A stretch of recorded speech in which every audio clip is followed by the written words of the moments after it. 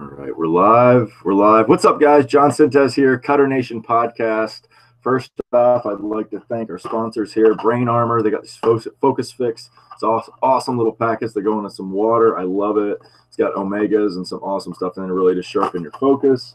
They also have the Can Nutrition here, certified athletic nutrition. We got some great protein. This stuff's really good. I really like it because it's got some MCT oil and zero sugar with 30 grams of protein in it.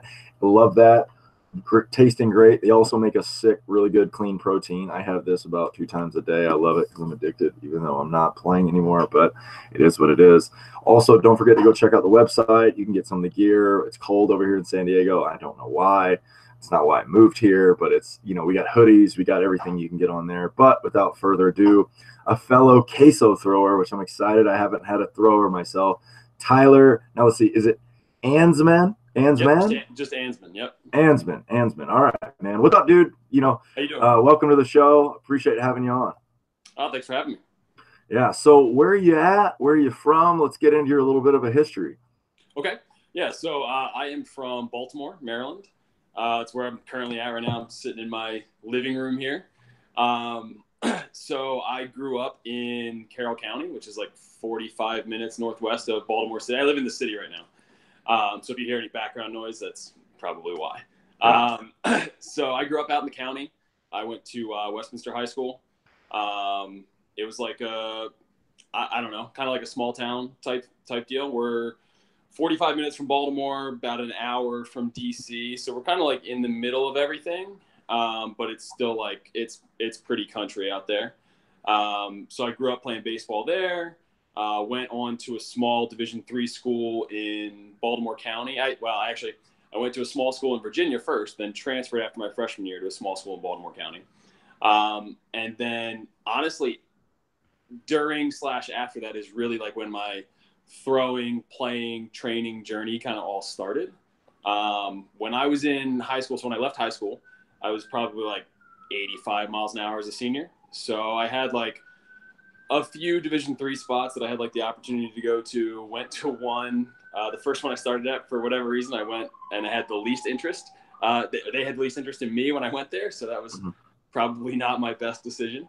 Ended up transferring out of there and went to a school that was like probably half an hour from where I grew up. And the coach gave me kind of a lot of freedom to do what I wanted to do, which is what I was looking for. To be able to train the way I wanted to, for not to be like playing for like an old school coach who restricted what I could and could not do.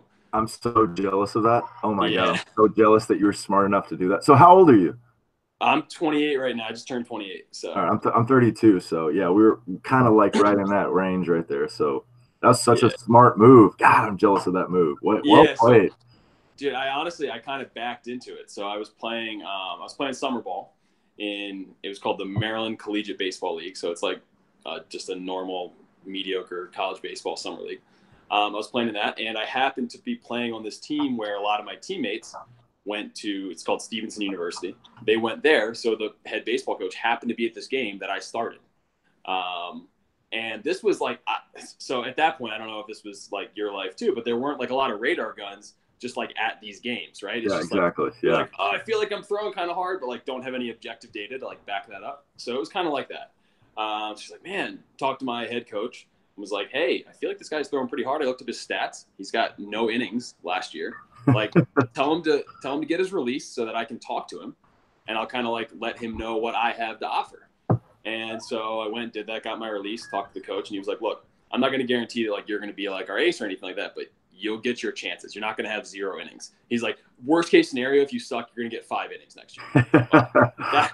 That sounds better than no innings. So I called my coach at my other school, and I was like, hey, just out of curiosity, like, what do you see as my role for next year? Because I had come off like a good fall, and then there was like some headbutting that kind of went off from like, I kind of gave you a little preview. I wanted to do my own training. I did my own training while I was there, and that was not okay by like the coaching staff and like some of the seniors, and like so that caused like some problems, which that's on me to some degree as well, obviously. So I asked him like, kind of, what's my role going to be? And he's like, you're going to compete for a spot on the team. And I was like, okay, that doesn't sound awesome. Yeah. So I called him back like 2 days later, and I was like, hey man, I appreciate like, what you've done for me, but I'm transferring. So I'll see you in conference play, because I transferred to a school in the same conference. So it kind of went on like that. I get to Stevenson, kind of get to do my own training. Like, had some okay results in the fall. Like, I threw kind of hard. So I got on a radar gun for like the first time in however long that fall, and I was up to like 87. I was like, okay, cool. Like, I'm making progress. Like, because I've been training really hard. Like, whatever. At that point, I was still doing like a lot of distance running, and I was lifting like every day. Like, it was just like I was way too enthusiastic and not like intelligent enough about my planning to like actually see like the best results I could have. So fast forward kind of like to the end of my career, and I'm like 87, 88 in college. So real quick, what year is that? What year? Because I have a theory on all this stuff. Yeah. What year was that freshman year right there? My freshman year was 2008, 2009. So I graduated high school in 08. So Okay. Yeah. So I was 04. So okay, cool. So my theory on this, which I think is super cool, that's like the birth of the Facebook, YouTube, Twitter video era, where they like allowed the video to go and stuff in there. And I really think that like was like the catalyst for information exchange and stuff, For sure. Yeah. I mean, I think honestly, so the biggest thing that I think benefited me and made me like realize like, hey, I need to do things differently than I'm doing. Because like, so all through middle school, high school, whatever, I had always had like coaches and pitching coaches have been like, you just need to throw, don't lift any heavy stuff. You're going to get like tight. And so like that held me back for a long time, because I get to college and like I'm playing against like at least a few like grown men, right, who are like strong. They like throw pretty hard. They're just like, they're better athletes than me. And I get there and I'm like, man, I'm starting from a real deficit. So when I get there, I had a good fall, but it didn't start out that way. So my first outing of the fall, could not throw a strike. Velo was down. Like, I just overall sucked. I called my parents and I was like, I don't know that I want to play baseball. Like, this doesn't seem like it's for me. Like, it's not going. We had like 50 freshmen coming out for the team. He's going to cut a bunch of guys. Like, I don't know. Maybe I just want to transfer to a bigger school and have fun. So I got into the gym and I was like, screw it. Like, I've always wanted to lift heavy. I'm just going to do it just cause. And so I kept going to practice and stuff like that, whatever. And it got better. Obviously I didn't get like stronger right away. That wasn't like the reason, but I was like, hey man, I can do these things simultaneously.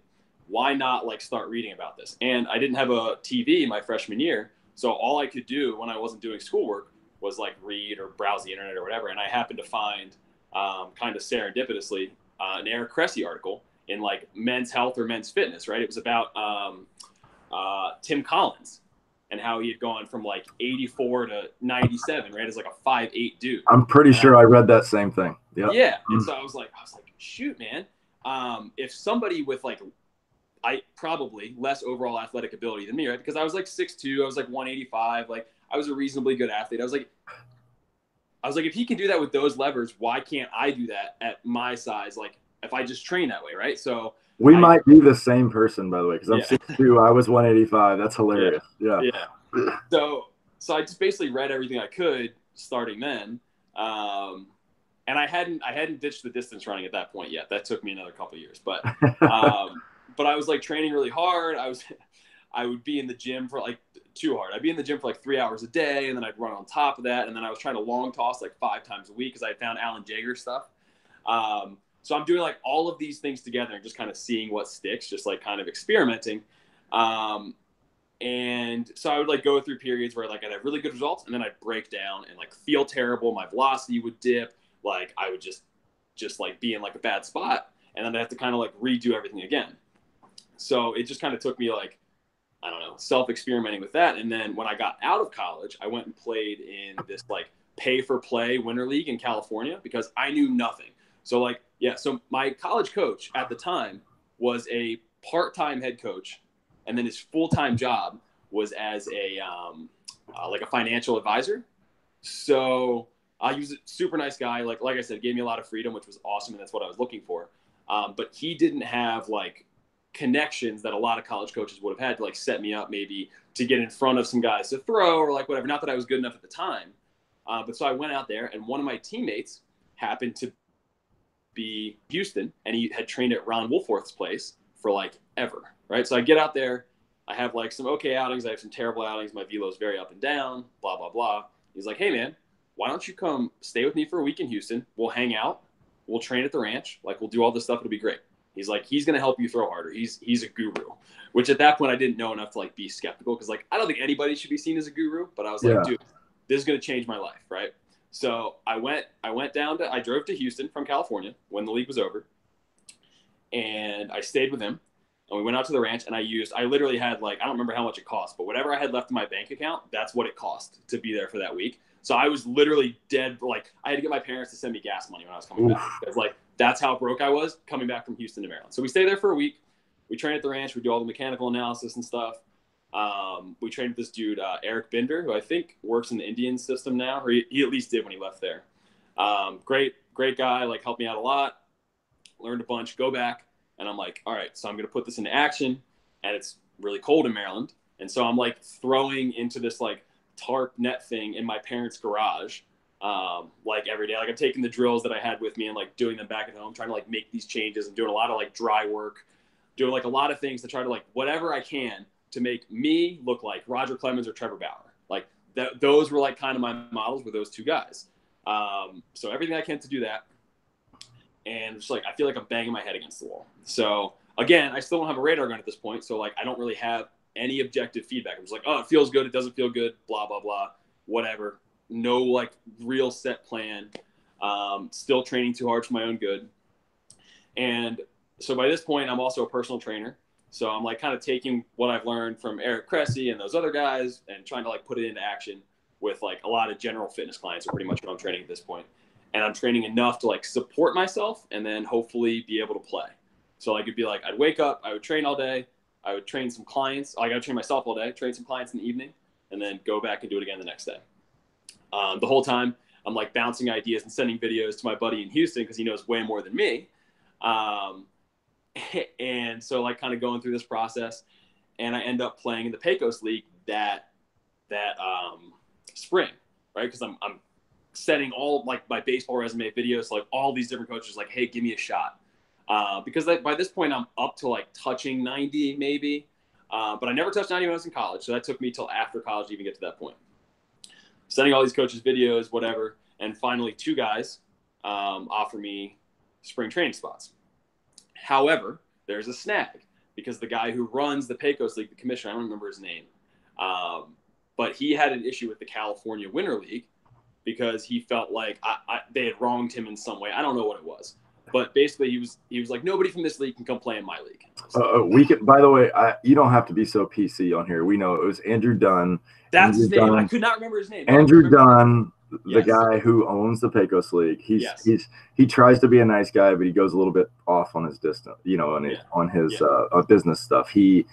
So little small timeout. When I was so we played in the Pecos League at the same year. We never crossed paths, but we were on different teams.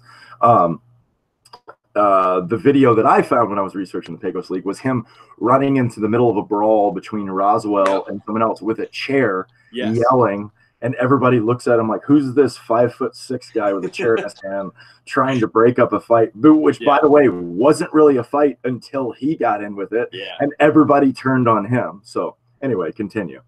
So I call him, right, because these 2 managers were like, look, you need to talk to Dunn. I was like, okay, cool. So I vividly remember because I was still going to like practice at Stevenson, finding long toss partners. And so I'm at a practice at Stevenson, and I get a call back from Dunn because I'd left him a message. And excuse me. And he's like, look, this isn't like an issue that I have with the players. I just have an issue with that league. And I was like, yeah, but you're not punished. Like the league already has my money, so like they're not being punished by this. Only I am. Like this is just affecting me. Like I'm looking for a place to play. I don't really have any other options at this point. Like I had talked to a couple of Frontier League teams, but that didn't really turn into anything. I was like, I'm just looking for a place where like I can like hopefully develop, which is like the wrong attitude to take to indie ball because you just have to go out and shove or you're getting released.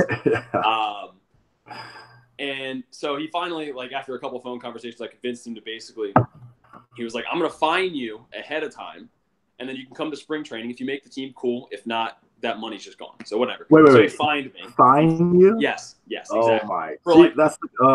For something I didn't even know that you could do wrong, right? So he does that. And And so I go out there, I make the team, right?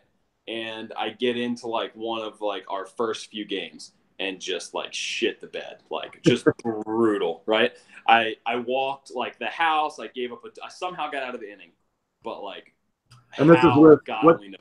What team is this with in the Pecos League, by the way? The Raton Osos. So we were in this like small town of like 7,000 people in like what used to be, from what I heard, it was like coal country at some point, and basically all those jobs left. So then it was like almost a ghost / really poor town. Mm-hmm. So we didn't have host families because no one could afford to house us.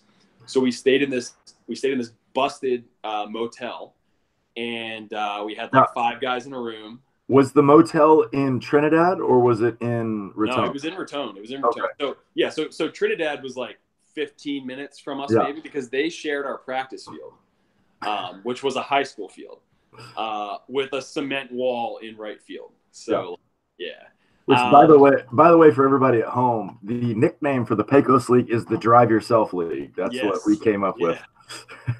Yeah. No. So that was a grind. And then, so like a couple days later, after I had that really terrible outing, our team didn't have a GM either, by the way. So Dunn is running our team. I think some of the teams may have had GMs. Ours did not.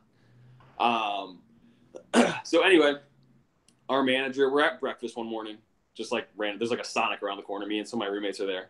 And our manager happens to be there. And he calls me over. He's like, "Hey, Anzmann, come on over here." I was like, "Oh, this can't be good." Because it's like 3 days after I had that outing and I hadn't pitched again. And he's like, "Hey, just got the call from Dunn. You're getting released." And I was like, "Oh, okay. Well, that's..." So I called him and I was like, because my manager had just told me, he's like, "Hey, I didn't want to release you. He's kind of forcing my hand, whatever." It's like, "Okay, cool." So I was done. I called Dunn. I was like, "Look, I just want to try out for some other teams. Like, there's got to be other teams who need pitching." Like, I had seen some of the other guys throw. I was like, "I throw harder than these guys. Just give me a shot." Throw for some other teams. Like, I begged this coach, like, when he was going to be in town in Raton, I stayed for like an extra 3 days, like the Motel 6, like on my own dime. I was like, "I'm going to wait and I'm going to throw for this coach." I threw for him. I threw fine. The guys who were on the team were like, "Man, you throw pretty hard." I was like, "Thanks." And the coach was like, I got what I need right now. And so I looked up those team stats, and like the guys had like a 15 ERA as a team. And I was just like, like whatever. It is what it is. So I went home, started training again, have like the same kind of thing, like up and down in indie ball for the next couple of years. And then I kind of decide, like, man, I just need to like develop more than anything else. So like really put my head down, started trying to do that. I met with this really awesome physical therapist in Philadelphia. His name's Phil Donnelly. And he kind of like, he's one of the guys who kind of started the idea that like elbow pain comes from some other place, probably up the chain. So like some kind of scapular issue can lead to elbow pain. He's kind of the guy who started that. He worked with Kurt Schilling when Kurt Schilling was with the Phillies. So he was awesome. So I worked with him for a while. And then I was like, hey, like I want to get like a more like in-depth kind of like training experience. Went down to the Florida baseball ranch. And that's where I fully kind of got into this, because I never really thought that I would train athletes on the sport specific side, like on the throwing aspect of this. I always kind of thought I would do more of like the Eric Cressy thing and train guys in like the lifting aspect of it. And then I'd probably hire somebody else to do the throwing specific stuff. Right. But so I go down to Florida, learn a bunch of stuff, train there. I end up getting up to like 94 miles an hour, which was like huge for me. I was like, man, I can like really do something with this. Cause like I still was not where I wanted to be like movement wise. And I knew that. And the other guys I was training with knew that.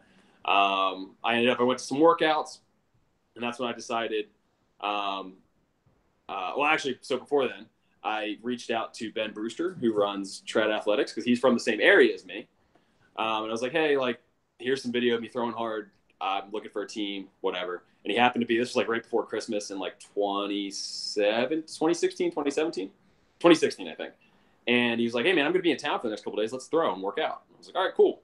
So we went and trained at this place. They had like these big turf fields and stuff. It was really awesome. And I throw, sees the velo. He helps me with some things. He's a super smart guy. So he's kind of informed a lot. Like he informed a lot of my training at that point in terms of like what I needed to do throwing wise. Because he came from more of like a driveline background. I was coming from more of like the Florida and Texas baseball ranch background, which are similar, but different in like some of their ideas. Super cool. Let's come back to that, because I have a lot of questions about those cross. Yeah, for sure. Right there, because I really feel like that's huge on the internet right now. Yeah. Yeah, no, I'm saying continue, please. Oh, sorry. This is Okay. amazing. Yeah. Go ahead. So, Yes. so he kind of helped inform my training. Like this whole time, I'm kind of like working on. I'm just basically working enough to support my own training habits. Like I wasn't thinking about building a business, whatever. And then I met a physical therapist in Baltimore, who was the physical. So I was, man, I'm skipping around. Sorry.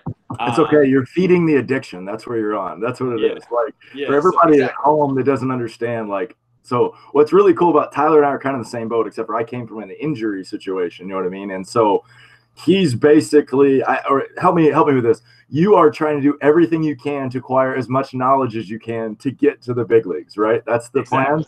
Exactly. Okay. Yes. Cool. So like I was never at that point. I was not thinking like I want to run a business and I want to help other athletes do the same thing. I was like, it would be cool to make sure that no one makes the mistakes that I've made, because I made a lot of mistakes along the way. Like I got hurt in college a couple times, just like doing dumb stuff. Just like my training was bad, right? I could have made this process a lot quicker if I had known like what I know now when I was in high school, right? I would have made this road a lot. Like if I threw 94 when I was 18, I wouldn't be having to like grind to find a team. Like I would have had some kind of affiliate team at that point, or I would have had more college options, like just whatever. Totally. But I wasn't thinking about running a business or helping anybody at that point. So I'm just trying to like get as good as I possibly can. So I end up, when I come back from Florida, I take this job as one of the strength and conditioning coaches at Loyola University in Baltimore, which has they won the national championship in lacrosse for Division I in 2012. So I took an assistant strength coaching job there. And through the other strength coaches, I met this physical therapist in Baltimore. His name's Yoni Rosenblatt.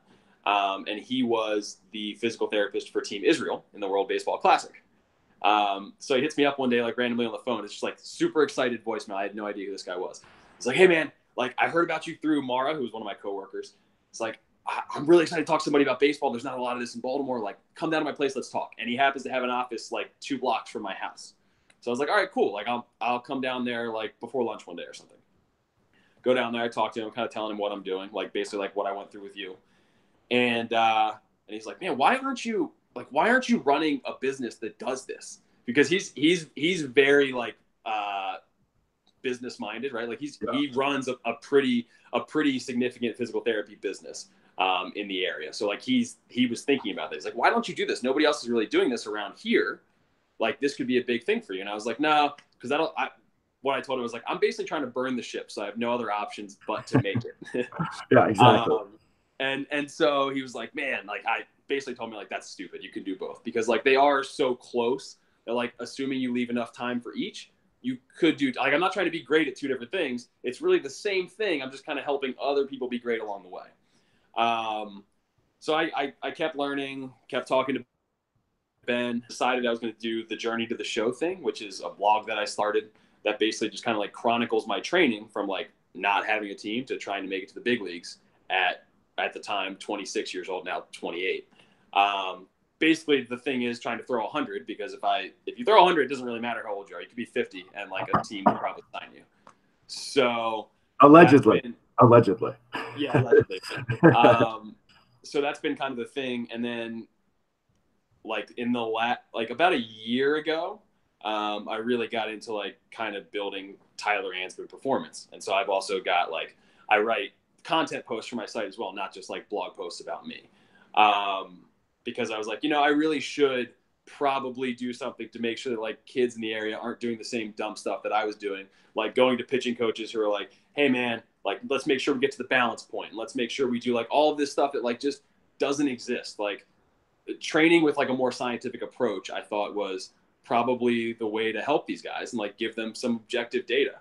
Like it's pretty hard to train when you don't even have a radar gun, right? So like I can help them with that at the very least. It's pretty hard to train when you don't know what you're supposed to do in the gym. I can help them with that. So like I started in the beginning, I was just training guys on the weight room aspect of it. So like I would lay out their whole training program for them based on the time of year, based on like when their showcases were, like all that kind of stuff, and then go from there with it. And then kind of as I built on that, I've changed gyms and spaces and stuff like that. And now I have space where I can have guys throw. So now I also have the sport specific aspect of that in there. So I have guys coming in to throw and lift. Some of them do remote training through my online stuff. So I have guys all across the country, some guys in other countries.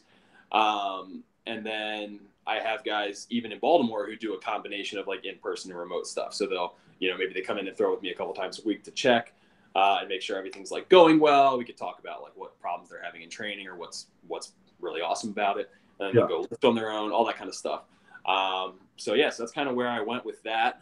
And I'm still in the process of training myself. But yeah. So you're still chasing it? What's that? Still chasing it? Oh, absolutely. Yeah. So, I mean, I think that people ask me this and like, they're like, oh, when are you going to stop, like, trying to play and just like focus on like the business part of things. And I think that when it stops being like fun and I can stop taking like the grind and the disappointment of it, because like with training, right? Like, especially when I'm trying to throw 100, like there's yeah, see, so you can hear the siren outside. Okay. Sorry, man. It's called real life, man. It's no big deal. Yeah. So like when like trying to throw 100, like there's days, weeks, whatever, when I have stuff go wrong and it's just like, man, like this sucks, but it can inform my training going forward. So like whenever it stops doing that and just starts becoming like too much mentally for me to be able to deal with, where it's just not fun anymore, then I'll probably stop. But like, I don't want to stop until I get as far as I actually think I can get, which is much farther than I am now. So like I threw 94 at that point, did not really know what I was doing. I know what I'm doing now. I've laid out a training plan of like benchmarks of basically where I need to be. And I feel like if I follow that, very worst case, it informs my training for other guys going forward, because I can figure out at least what didn't work for me. It doesn't mean it won't work for anybody, but like what was good, what was bad, and I can kind of evaluate it along the way. But I think there's value in training myself while I'm training other guys too. So, dude, I totally agree. I think you and I, what's crazy, I think, because I'm from Florida, so I'm an East Coast guy too. I feel like we have done the exact same thing, and this is like the first time we've had a conversation. I'm pretty sure I found your blog a long time ago about Journey to the Show or something that sparked something. I felt that. I don't know why my camera's not focusing on me, but oh well.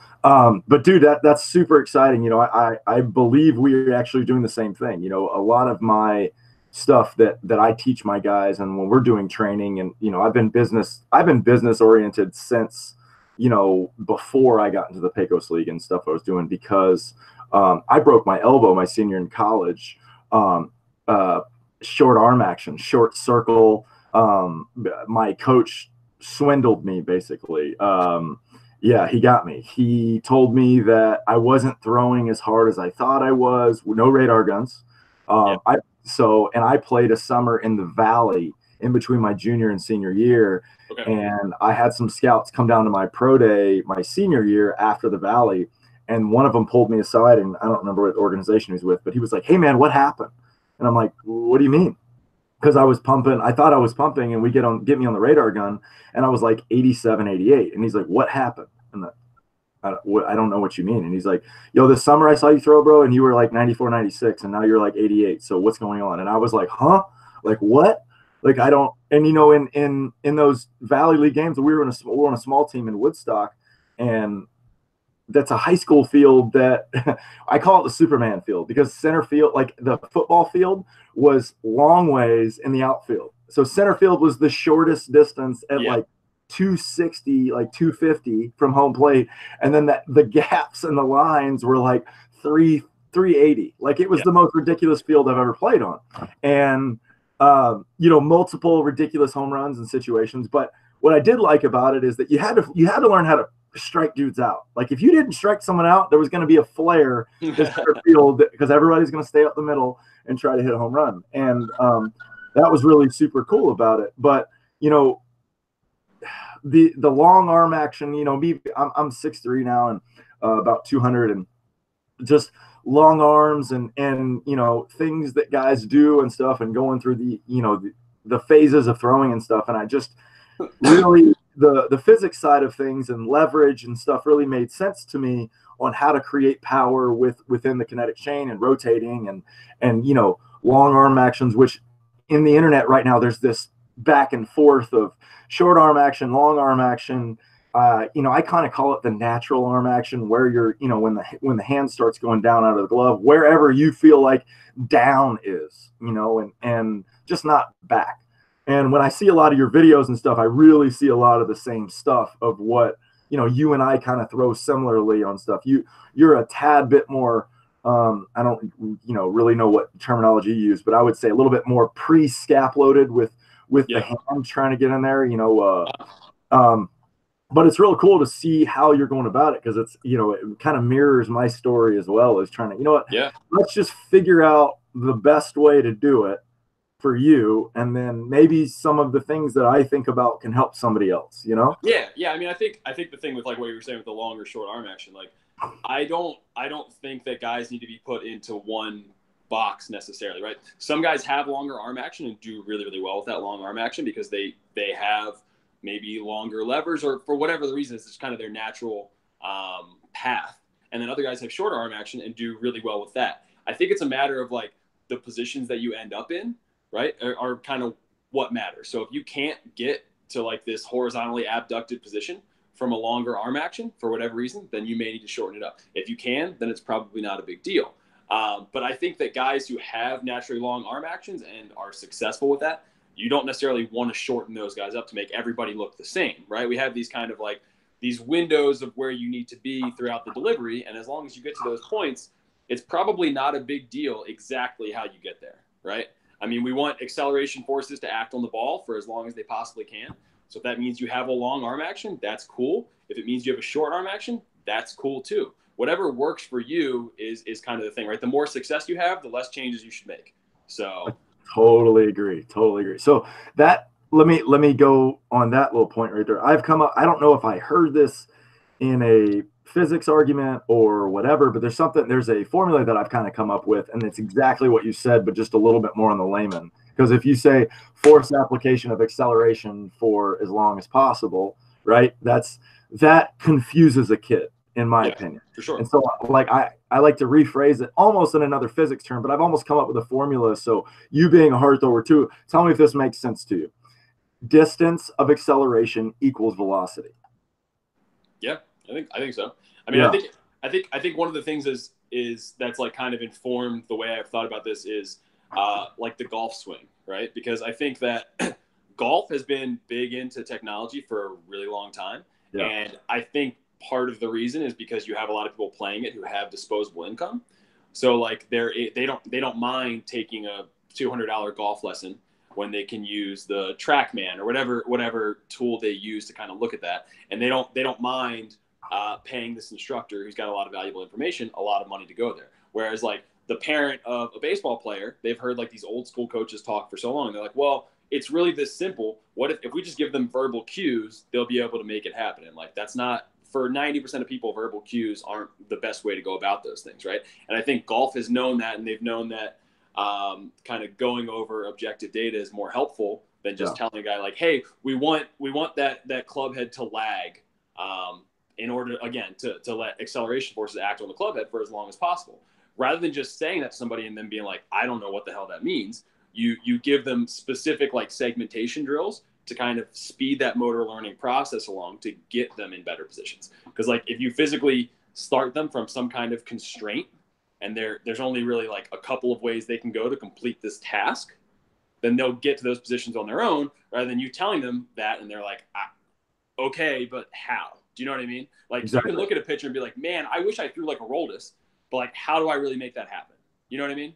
So if you've been following my stuff, there's some preset constraint drills that we've been doing, and I kind of call it the K drill. So if you can imagine 1 foot balance, lead leg 1 inch off the ground, so all your weight's on your back foot, and then we put the arms in what we call the natural position, or what I call the gun. So where the front arm's extended and the arms down from where we throw it, and then we just feel the momentum of the body and then just throw the ball. So that's exactly the constraint thing of what you're trying to do, because we're trying to create a timing mechanism of where the arm is up to just throw the ball. Just feel like all you have to do is step and throw.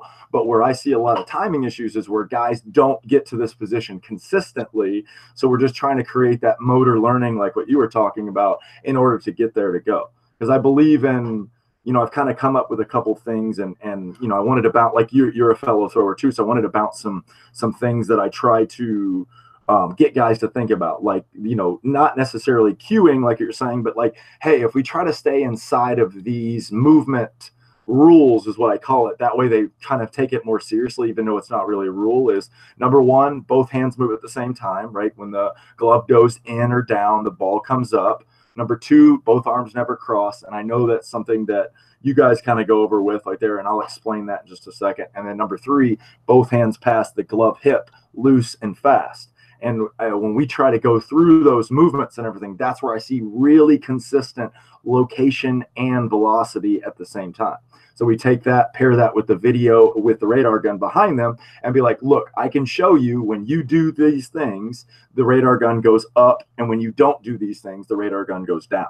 And so we're trying to go about it a little bit more scientific, and we're like, okay, we're just trying to get to these positions in our throwing as a pass through, not necessarily as a stop. So a lot of people, I get DMs all the time, like, why are you starting with people's arms like this and this? And I was like, you're trying to learn the feeling of when you rotate, what you're trying to feel. Does that make sense? Do you agree with that? Do those kind of sound like something that you? Yeah. So I mean, I think whatever constraints you give somebody, right? So it's different based on the part that you're trying to segment.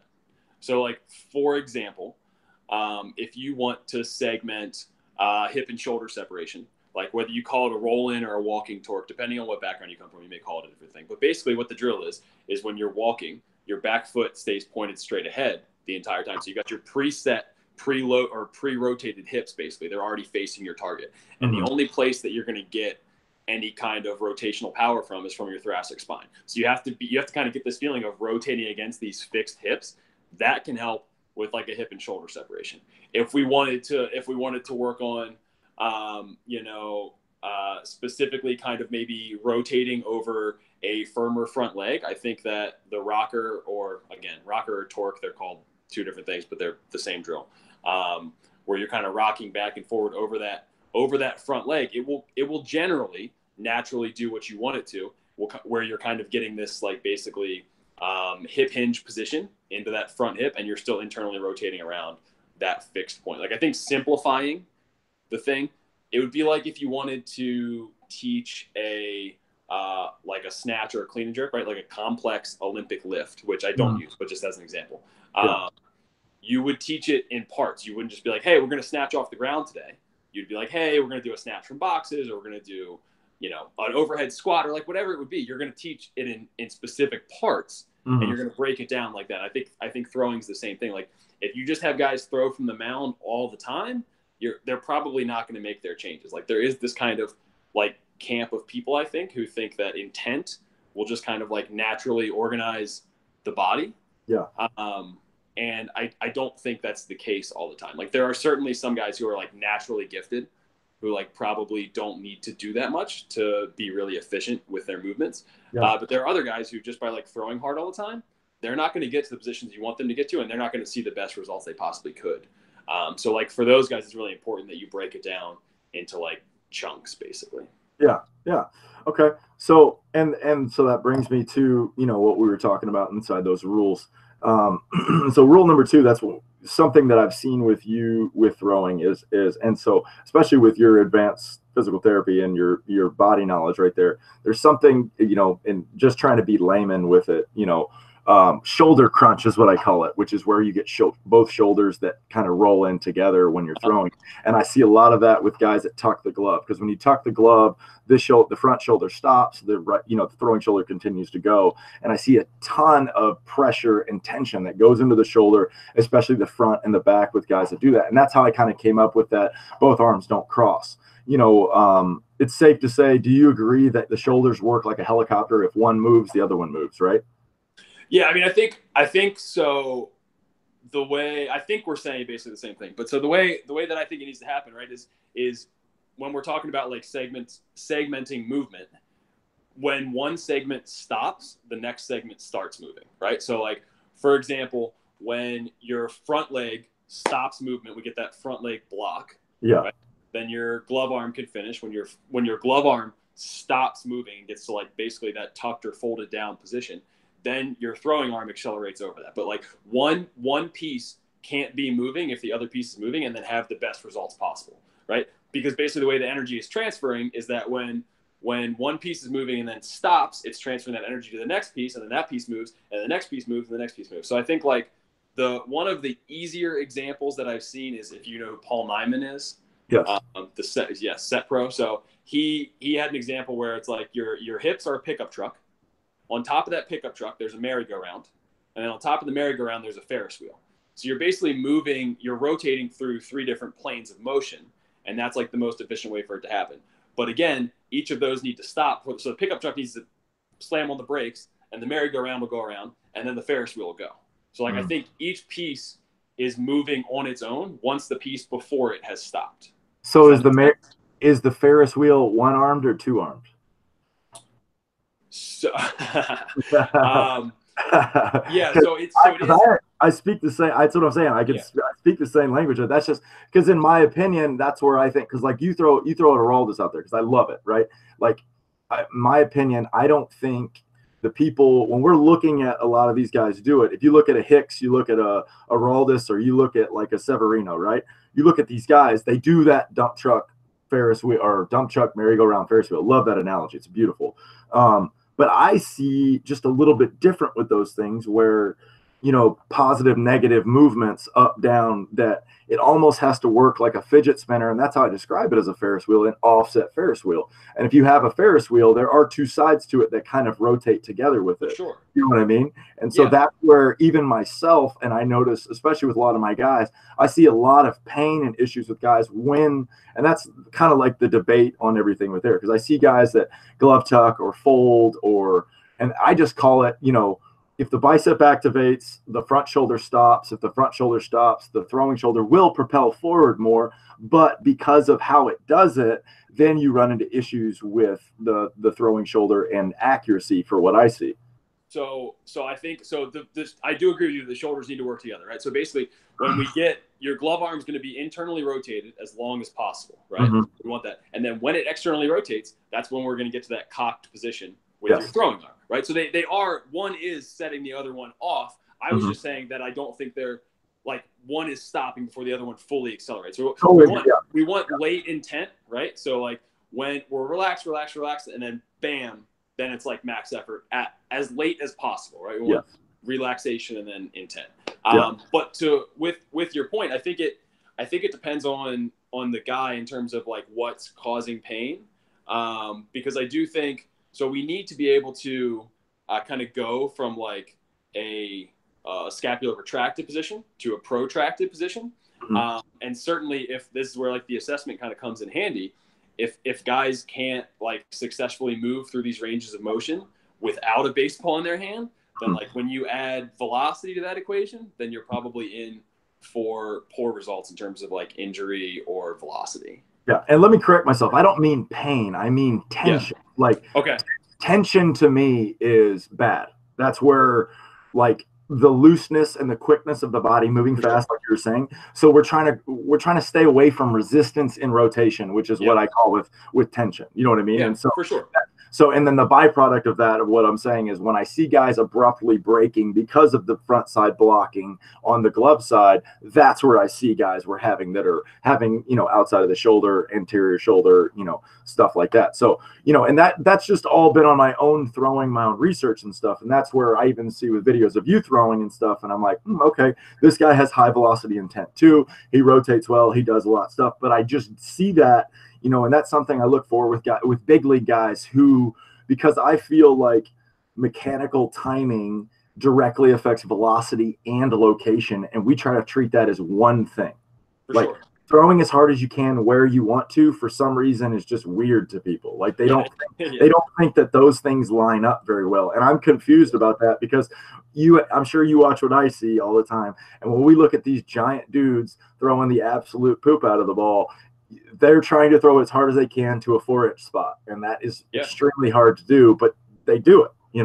Yeah, I mean, I think that velocity and command can be trained simultaneously, like for sure. Like there's never really a time in training, whether it's a general or very specific spot, that you're not like throwing to some specific point.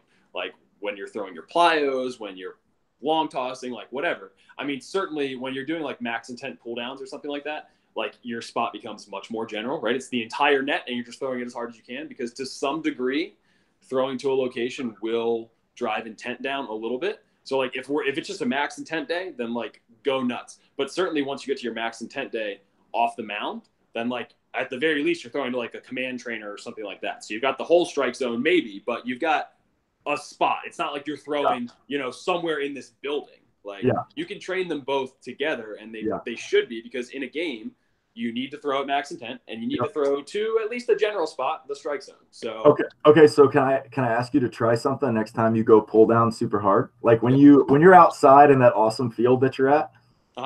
Something I took the idea. So we're Alan Yeager guys. Do you remember the video of Bauer when he was like 16 or 17 pulling down 97? With China McCarney. And he's throwing to a catcher. Yeah. That's my concept on the whole thing. We actually put a ball on a tee, or we have I squat down just a little bit or get in like an A-frame stance. And the goal, and I've seen guys go up and, opposite of, because that would make sense. Like for what you're saying, like if you're trying to throw to a spot, you're probably going to slow down to try to get it. Right. Well, that's where I use the radar gun to be like, all right, I got a sophomore in college right now, pulls down 98 and he's like 94 off the mound.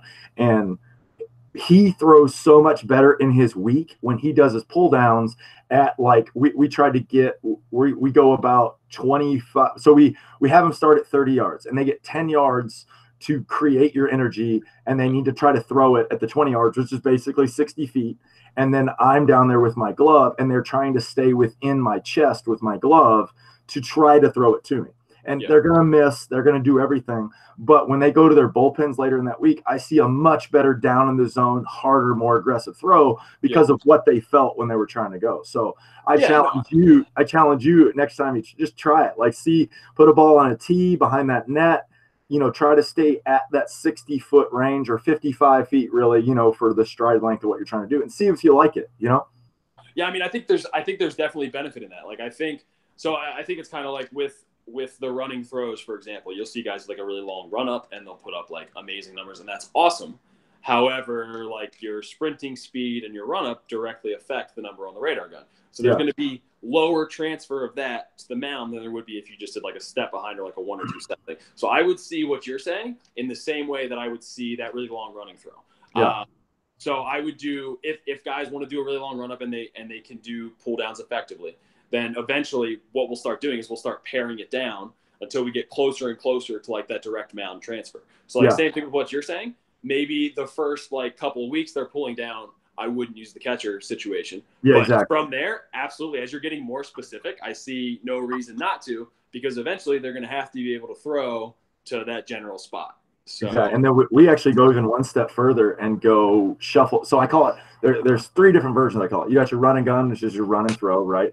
I call it step shuffle fire, where they start square and they go back foot first and then into like a pivot and a shuffle fire and then a shuffle fire. And then what we're really trying to get to is where we go 4-seam, 2-seam cutter, all your high intent fastball pitches to a spot. And so if we can kind of put that together, you can kind of teach somebody what you're trying to feel in order to really maximize throwing the pitch and executing it to throw as hard as you can to make it move how you want to.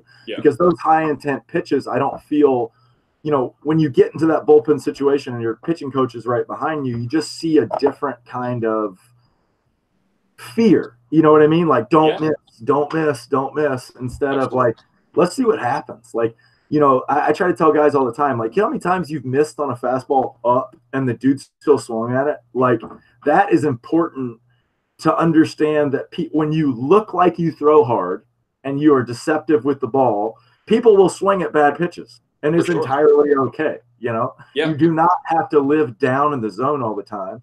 I couldn't tell you how many times, I made it all the way to the highest level in Mexico. I couldn't tell you how many times you go to rip a good fastball 0-1 or 1-0, you miss completely high and the guy still swings at it, and you're like, all right, I got away with one. But instead of, demonizing that thing, you're like, all right, cool. That was that kind of works. I want to say, so I had an opportunity when I was in Mexico to play or to talk to Osuna from when he was with the Blue Jays. And he was talking about when they were going after the Red Sox, one of the things that they did on purpose was use this high-low philosophy. And you can see that the Red Sox kind of use that against the Dodgers tremendously. They're intentionally throwing fastballs right above the zone and then pairing it with that breaking ball or split or whatever to come right back. And I think it's just a tremendous sequence that nobody, really utilizes all the time. You see guys that put the string in front of the catcher and they're trying to say, stay below the string.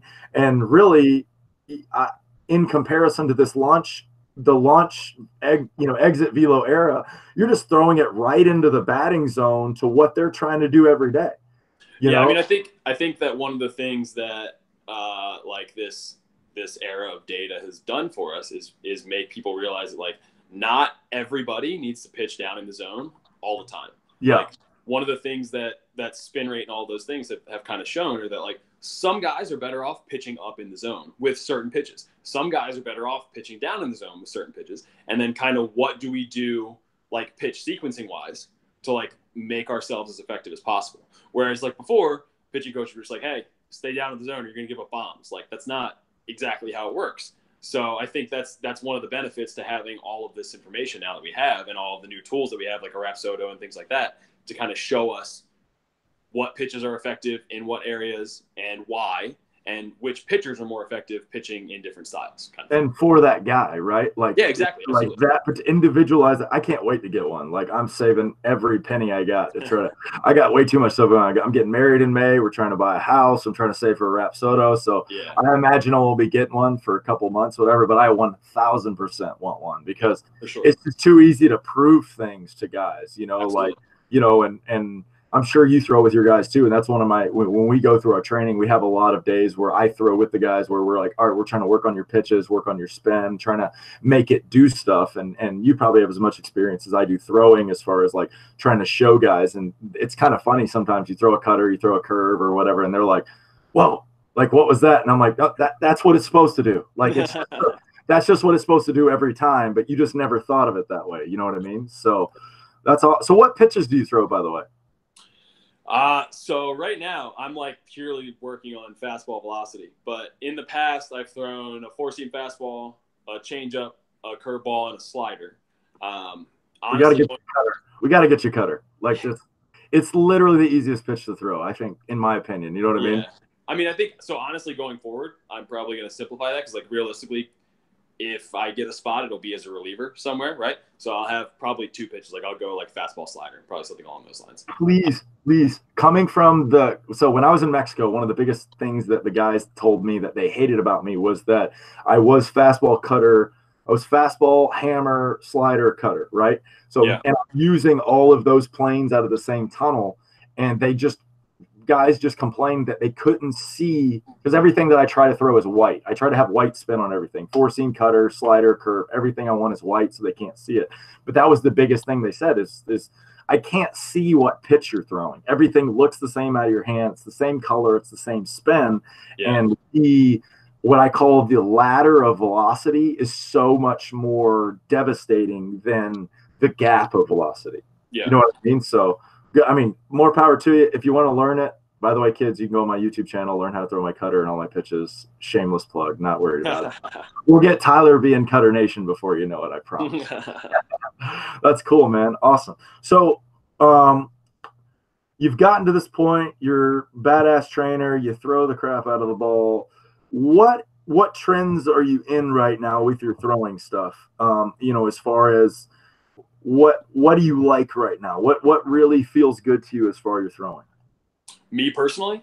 Yeah, you personally. So I'll be honest with you. I've taken like kind of a step back recently in what I'm trying to do. And because I like to bounce ideas off other people like Ben, and in the past, the guy I was telling you about, Phil. Feel free to send me some stuff too, man. If you want to debate on it, I love debating on all that stuff. So I'll ask those guys a lot of things because I feel like there's benefit to getting an outside opinion on like my own training. Because like I'm very confident when I'm training other guys, like, hey, what I'm doing is at least mostly right. Like no one's got it 100% figured out, and there's certainly trial and error with everything. But like once I make a plan for somebody, I'm like, okay, we've got this on the right track. We'll tweak it as we go as needed. But like whereas like with myself, I'm like, oh man, I could really do this. And like, oh, but should I be doing this instead? So like I like to bounce kind of what I'm thinking off of other people. And one of the things that I've had an issue with is like kind of sequencing my movement, right? Like at this point, I'm strong enough, my power numbers are good enough, like all of my like general fitness qualities are like more than where they need to be to have me throw as hard as I want to. It's the sport specific aspect of it that is not where it needs to be. So at this point, it's a matter of like sequencing things up better. So I was having a conversation with Ben about it, and so I'm kind of taking a step back and going more specifically to like my upper body and arm path movement to get that more where it needs to be, because some of the problems I've had in the past are like not significant enough, like T-spine rotation, not significant enough horizontal abduction, so like basically a stretch on my pec, those kinds of things like when I'm throwing. So I'm trying to work on those specific aspects, and then I'll start piecing it together, because one of the problems that I've had in the past are like I always kind of have these like false timelines for myself, which like at this point, it doesn't make any difference whether I'm 28, 32, or 40. Like the goal is the same. And if I don't come at least close to that goal, it probably doesn't matter, because that's what it's going to take to get signed. So having like, oh, I want to be ready for spring training. Like, what good does that do me if I'm throwing 93? Like I need to throw 98. So, wow, man. So awesome. I'm kind of taking a step back, working on like those specific things, and then I'll start piecing it all together. Which I think was like Ben has much more of like a rational mind than me sometimes. Like I tend to get too emotional with my own training. Yeah. Like, whereas like when I'm looking at other guys training, like it's, oh, like clearly you need this. Cause I get a whole training profile on guys. So you can very easily see what their needs are.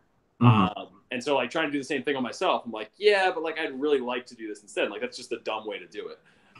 So having someone to talk to about that other than just like me doing it myself is very helpful sometimes. So yeah, cool. Well, like I said, if you want to send some stuff, we'll chat off air, and I'll throw some ideas to you and some stuff, because I think what you just said, and yeah, it's I don't know, I think I can help, or at least start your brain on some stuff. Yeah, you know for sure.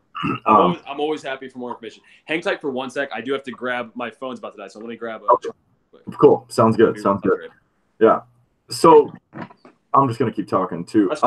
Tyler, that is some great information. I totally understand where you're at with that. It's kind of cool that we've kind of been in the same boat and like that. And that's where I really got into the training side of guys, and just wanting to help, wanting to create pitching gangsters, guys who understand that you should be in the mindset of in your backyard playing against your buddies and just trying to strike guys out. And that is the most fun thing to do for me. And if you understand that, feel free to send me a DM, and we should chat about striking guys out, because it's always strikeout season in my head. It really is. It's so much fun to just get in there and strike dudes out. And literally that's all I ever want to do. Like, I've been fortunate enough to, now that I'm over here in San Diego, I can basically call a guy if I really am getting that competitive itch and go pitch against someone in Tijuana. And if that's what I feel like I need to do and get that competitive edge out, then all I do is count strikeouts. I don't count walks. I don't count any of the media stats that don't make sense, because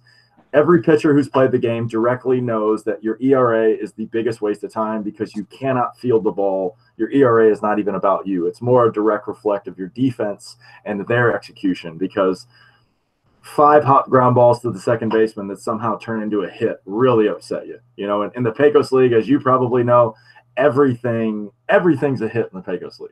For sure. It is one of the biggest frustrating situations to, trying to be the best pitcher possible to get out of there, when the people who are running the book and the stats are just like, oh yeah, ball hit the guy in the face and he threw it away, so that's a triple. Like, what? No. Yeah. No, it's not. That might be a single with an error, and that doesn't mean that run is earned. I'm so like, it just, people don't go deep enough into those rules. There's so many rules in baseball and thing. That's why, I judge outings for myself and with my kids to this kind of formula, and this may make sense to you, but if what we're really trying to do when we're playing the game is we're trying to strike out one guy an inning. If you can look at the big league guys who, if you go over to Scherzer, Kershaw, and all them and look at their season, those guys that go through stuff, they strike out more than one guy an inning. So if we give these pitchers a goal to try to go out and be like, it's not that you're trying to strike out everybody. It's just when you get 2 strikes on a dude, do not let that guy off the hook, because if you're going to validate your seasons and what you're going through with your own personal, analyzation of your programs, it's just so much easier for you to go through and just try to strike guys out, because once you get to that point, everything's good. Is that something that you agree with, or is, this is the first time in Major League Baseball history ever we've had more strikeouts than hits? And I'm just like, yeah, no kidding. It's obvious, Yeah. I mean, I think it's become more of a focus because it is something that's like within your control, right? I mean, there are like advanced stats now, like FIP and things like that, to kind of show pitching performance better than like ERA, and I think that strikeouts are a valuable kind of statistic for showing a pitcher's individual performance more so than, like you said, ERA or certainly wins and losses. I mean, I know there was a lot of debate this year about from some of the older sports writers about Jacob deGrom's candidacy for a Cy Young because of his win-loss record, which is insane because, like, clearly he was at least one of the two best pitchers in the league. So the fact that his win-loss total would affect his ability to win that award is insane to me. And I think we still have some people thinking like that, but there's so much more information available now that I think we can kind of get past that and kind of show more effectively what individual performance actually looks like. Yeah, I totally agree. Like, if in the sports writers probably never played the game at a high level and never had a win vultured from him from the freshman who just came in, threw a terrible changeup, the guy rolled over to a double play, and then they hit a walk-off and he vultures the win. And you're like, what? Like, people just don't get there's things that are out of control of a guy who, really invested a lot of time into the game and all that stuff, like, for sure. It's just how the game is kind of designed right now, and I don't really see it getting changed, but it is what it is. So yeah, cool. Yeah. Well, you got anything for me, man? You got any questions or anything that you'd like to bring up? I don't know. I mean, we could talk about lifting a little bit. We haven't really talked about like any of like the general training aspects, I guess. Yeah, go ahead. Okay, so I mean, I think that ultimately, like, the sport specific side of things is probably the most important thing. Like, if you had to pick one or the other, which we don't have to pick, so I would never pick that, but that gets the best results overall. But I think that a lot of guys, and thankfully the training culture is changing around baseball, but I think that a lot of guys would benefit just from like some simple strength training. And that's kind of one of the things that, like I said, is changing, because when I was playing in like high school and things like that, I had, baseball coaches telling me like, oh man, if you lift too much, like, you're going to get tight and like you won't throw hard. And like those things are objectively not true. And it's really awesome that we know that now we can do more things surrounding training like that. I mean, do you have certain things your guys go through in the weight room?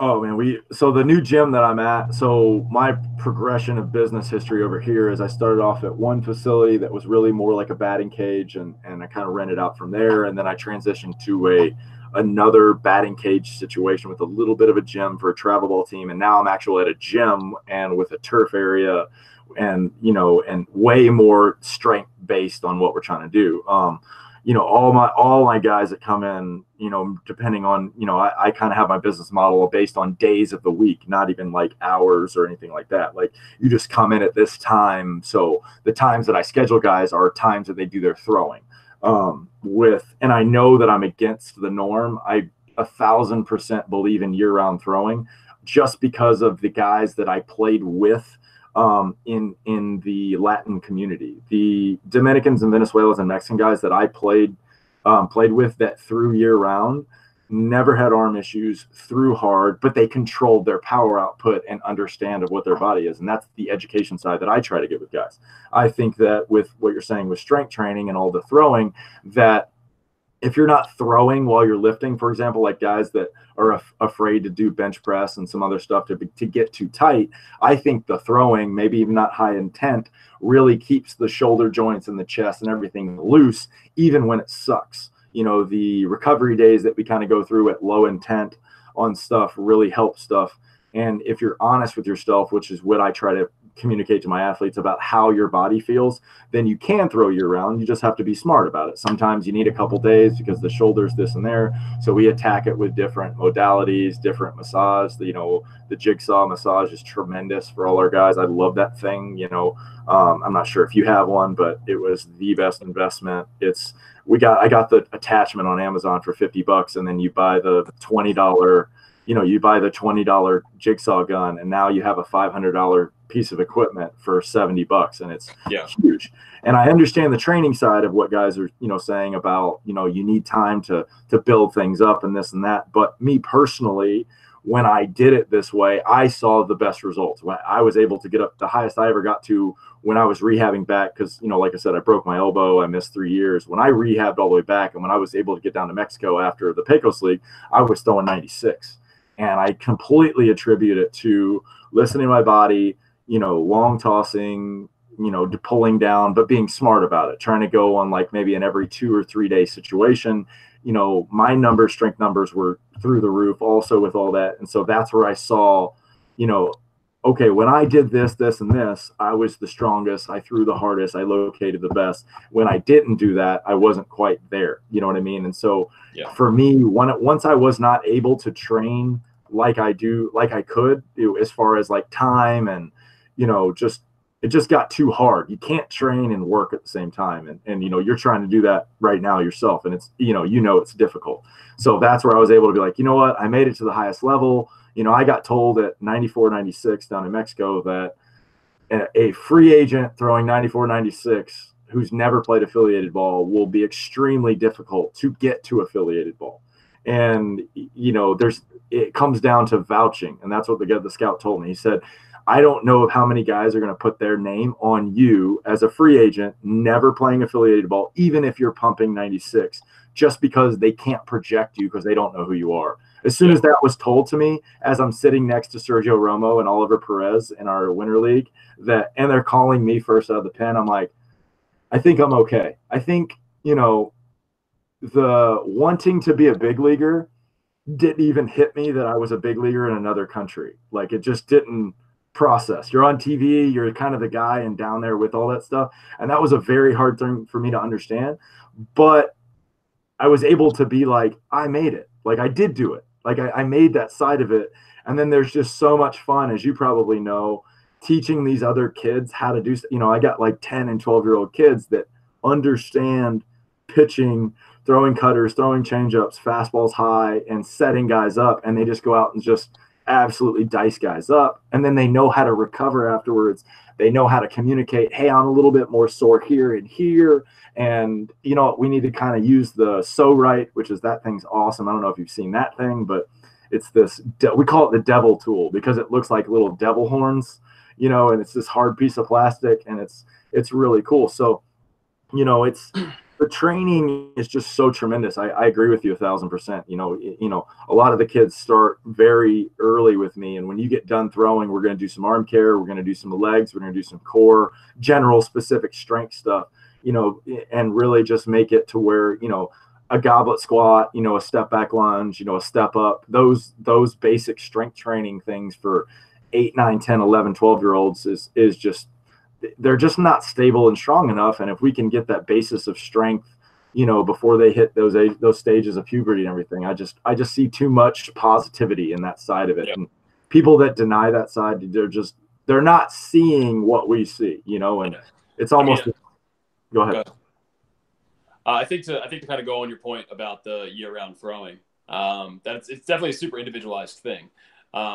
There certainly, the higher levels that you go to, the off season gets shorter and shorter. So having time off from throwing becomes more and more difficult if you actually want to make progress in the off season, right? Yes. So I think that a deload can be effective for some guys in place of actually taking any real time off from throwing. So you kind of monitor the intensity, you monitor the volume, all those kinds of things that you would normally monitor, and you just kind of keep them at what would be a relatively low level for them for maybe a couple of weeks. And then it's a shorter on-ramp process to come back from that before they get to like higher intensity throwing to work on whatever specific thing is their goal for that off season, or whatever specific couple of things are their goals for that off season. And as far as the lifting goes with that, you were talking about like bench press specifically. I don't know if you meant barbell, dumbbell, whatever. I don't do any really barbell bench pressing with any of my throwers.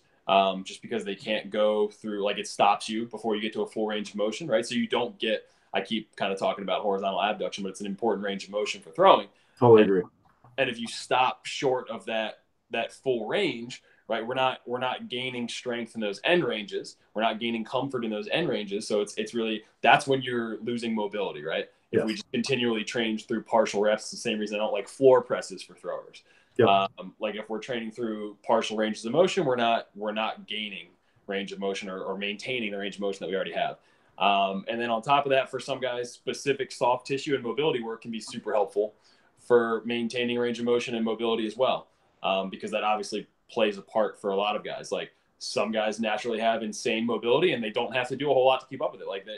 Like Tim Lincecum, I'm sure he didn't have to do very much soft tissue work or specific mobility to keep up with the crazy range of motion that he had. Yeah.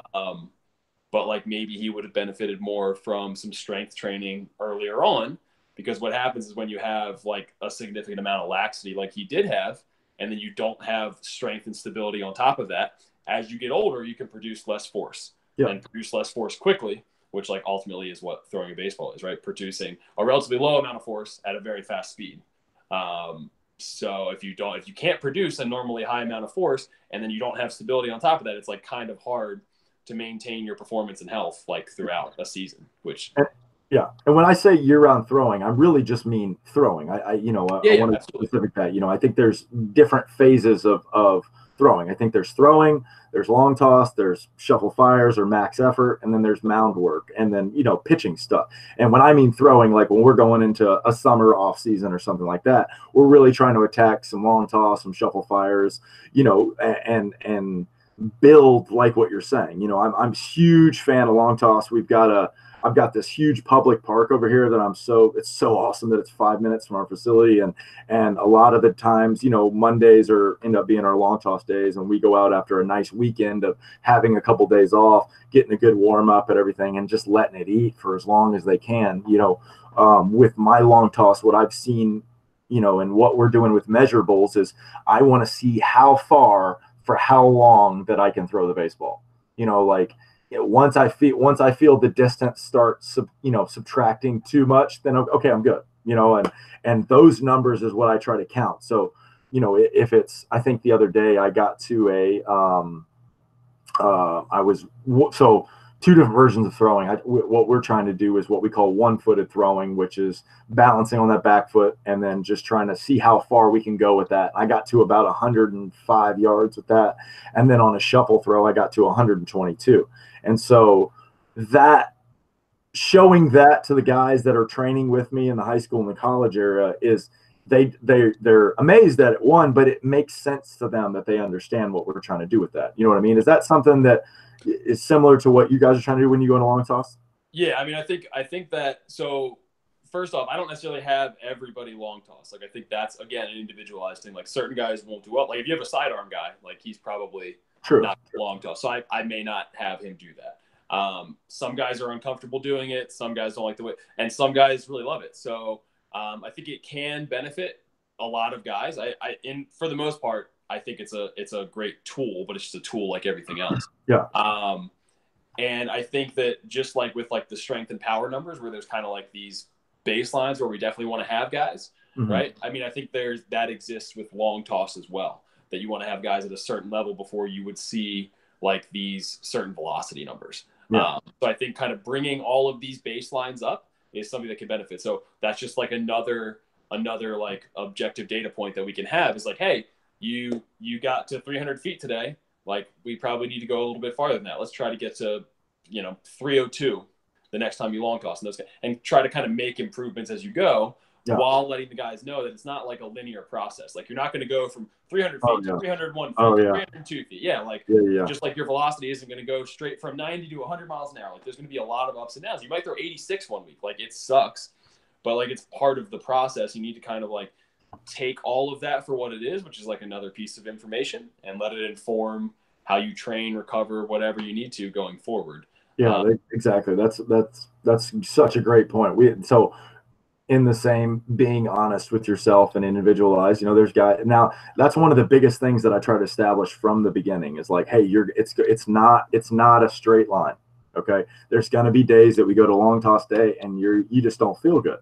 Right. And it's up to you to not push through that to, okay, hey, you know what? This is just one of those days. Cool. Right on. It's no big deal. We're in the summer. It's not, It's not supposed to be like that. Let's figure out what's going on. Let's see what's tight, what's not. Do we got to do a trap release?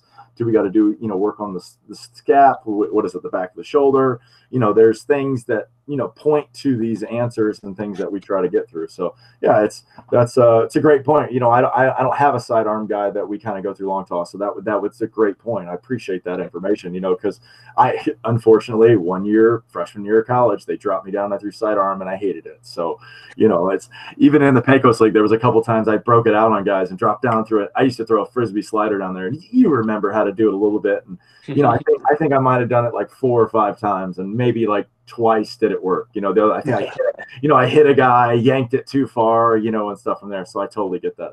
That's a great point. The individualization of, that's really what I try to push over here is like, just because I can throw it 122 yards doesn't mean that you can't do it. It's just that I am ahead of you in the strength numbers and all the stuff. And that really brings me to another point, with Dr. Heenan really putting his stamp on this 90 mile per hour formula, that you do see the strength side of things. When you look at his formula, there's one agility number, and really that's that long toss number. Everything else is strength based. And, I don't look at it as a formula like this is how you train. I look at it as like metrics that you measure by, and that makes more sense to me. Is that it? Do you agree with the formula? Have you checked it out? Have you put it on yourself? So I haven't. I don't know the exact formula. I know he has like a reverse lunge is like a strength number. He has like a body weight number, like all those kinds of things. Yeah. I think as a general rule of thumb, like that's probably a good idea to kind of have those numbers. I don't know exactly what his reverse lunge formula is. He's kind of modified it a lot, but it's like it's 2.5 the body weight. So, you're still counting. The thing that sounds weird about that is you count your body weight to it. So, you do. Yes. So I'm 200, and he's saying that means that I would need to step back lunge 450. Like total weight. So I need to put 250 on the bar and then step back lunge with it. You know what I mean? So that might make 450-pound reverse lunge. Yeah.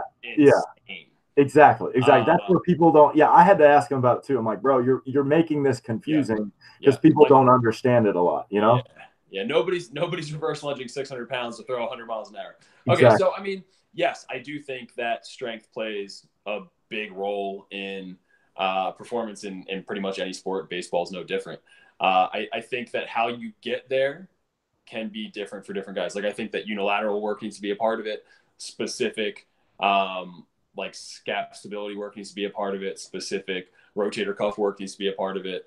Like I think you train like overhead throwers are a special population relative to other sports, right? Like I said before, I don't have my guys barbell bench press. For the most part, my guys don't back squat. But again, like how you get them there is a totally individualized thing. So it's not to say that no one would ever back squat, but just for the most part, I find that guys can't comfortably get to that position of like external rotation while holding on to the bar. And like you'll notice that a lot of times, like powerlifters who obviously have to back squat for their sport will complain about after a back squatting day, like significant elbow pain, which would be obviously a pretty big issue for throwers. Like we don't want to limit what they can do sport specific wise with what they're doing generally in the weight room. Right. So like strength is going to be the secondary thing to the sport specific stuff they're doing anyway. So we wanted to kind of help what they're doing on the field. So like, for example, one of the reasons that I don't use Olympic lifting is because I don't think the risk reward is worthwhile. Like the catch and all the other things that can go wrong during that movement just don't really make sense to me. Yeah. And then kind of within that, there's also like these other things that you have to think about, like the speed of the bar. So you need to have something where you can measure the speed of the bar because that's very important for the power adaptations. Because ultimately, if the bar is moving too slow, we're not doing what we think we're doing. And Brian Mann wrote a whole book about velocity-based training, which is awesome. And he kind of talks about that in there, that like one of the things they were doing when he was training guys was they would test like their hang clean or their power clean against their vertical jump. And they'd be like, man, like guys aren't improving, like what's going on? And they were just doing their hang cleans too heavy. So the bar was moving too slow where it wasn't actually improving this power output number on their vertical jump. Yeah. That's one of the other things you have to, and then on top of that, there's so much teaching that goes into it that if you have, which you pretty much always do with athletes, you have limited time to train them and kind of make these changes, that it doesn't really matter how we get to that strength number, right? It just matters that we help them gain strength or help them gain weight or whatever it might be. So if we need to help them gain power, maybe a trap bar jump is a better choice than a hang clean for those guys, because it takes way less to teach that, right? Yeah, it's pretty easy, and they can immediately be making changes to their body and their power output just like that right away. Whereas like with a hang clean, we've got to go through technique, and while they're learning the technique, they're really not doing anything to help develop their power. So like it's just kind of it's like 3 steps back for maybe 1 step forward, which ultimately then you've lost ground, because if you have 6 weeks to train a guy and you've spent 4 of it teaching him a new lift, like what have you really done for him? Preach. Yeah. I'm with you on that one. So I think that's one of the big things. Because I do have other athletes. I don't have just baseball players, but certainly that is a very special population, even relative to the other sports. So. That's great. Yeah, my partner that I'm just starting to work with, Cass, CK Soto Baseball on Instagram. He and I debate that all the time, because I feel the exact same way, because he wants to teach a lot of these things really specific, and I'm like, man, I just feel like there's a more efficient, almost dumbed down way to really teach, because baseball players to this point where I'm learning, I don't think that they need to know the science behind all this stuff. I think it's, like you're saying, something simple like a trap bar jump squat, where it's like, this is not something that has to be difficult, or this could be simplified, and we have safety bars at my gym. So, we do step back lunges with the safety bar. Absolutely. And we put the pad down because everybody cheats, you know what I mean? Yeah. And so like, and that's where I'm like, I just don't care if they hit the pad, because as long as they're keeping their weight on their front side in order to feel it in the leg, we're still going to get most of the beneficial side of it, and the eccentric and the other stuff that go into it. I just feel like the more simple that we can keep it, this thing with these guys, and try to use these generic words and everything that they understand. They don't need to know the frontal plane situation. We just go sideways. You know what I mean? Explain it into this layman, try to, I have a degree in advertising marketing. One of the things that made so much sense to me when I was in school, and I try to apply it to my teaching now, is everybody's a kindergartner. Yeah. Like, not everybody's a 12th grader, but everybody was a kindergartner, right? So I try to explain things in that kindergarten type situation, numbers, colors, shapes, and it just makes it so much easier to make progress on things so much faster for when I'm trying to explain things, and use verbal cues based on video and stuff like that. Yeah, I mean, I think it's important not to talk over guys' heads. Like, they need to know what they need to accomplish, and they don't necessarily need to know more than that. Certainly, if they want an in-depth explanation, like, by all means, I will give it to them. But I'm not going to necessarily tell them why. If they ask, I will. But if I'm not going to necessarily go through their whole program and tell them why I chose each individual movement or drill. If they're like, hey, why are we doing this? I will absolutely tell them, and I'm more than happy to. And I like it when guys kind of question what we're doing, because it means like they're not just going along with what I'm saying. They're thinking for themselves, and they're realizing like, hey, this is their career to kind of take control of. They shouldn't just be leaving this in the hands of someone else. Like, they need to be thinking with like an inquisitive mind about like, why are we doing this? Because eventually they're going to be not training with me. They're going to be at college, or they're going to be in pro ball. They're going to be wherever, and they're going to need to be able to like kind of take what the coach is saying and kind of like weed out what's valuable and what's not. And kind of go from there with it, to make sure that they don't kind of get in a situation like you were talking about earlier, where like we're going from like 96 to 88 because their coach was like, hey man, I don't like what you're doing. Like, you need to kind of know for yourself what's valuable and what's not. Yeah. So cool. That's great. Well, dude, we killed it for like an hour and a half, and I'm excited because that was super easy, and I really appreciate your time. I know how valuable time is to people, so we'll start wrapping this up. Why don't you tell everybody, one more time, where you're at in Maryland, how they can find you online, the website, give us the spiel real quick. Okay. Yeah. So you can find me at Tyler_Anzmann on both Twitter and Instagram. And you can find me at my website, which is tyleranzmann.com. I also have a YouTube channel. It's the same deal, Tyler Anzmann. I put out videos, content videos, throwing videos, all that kind of stuff. On my site, I have both my Journey to the Show blog, which like kind of basically is a log of my training, what went well, what didn't, that kind of stuff. Then I also have content posts that I put out. Like I have one about why my throwers don't barbell bench press. I have an arm care do's and don'ts. I've got some other stuff that I'm about to put out about weight gain and things like that. So feel free to check out my site, drop me a DM on Instagram, or shoot me an email through my site. Sick, sick. You guys heard it. Go check them out there.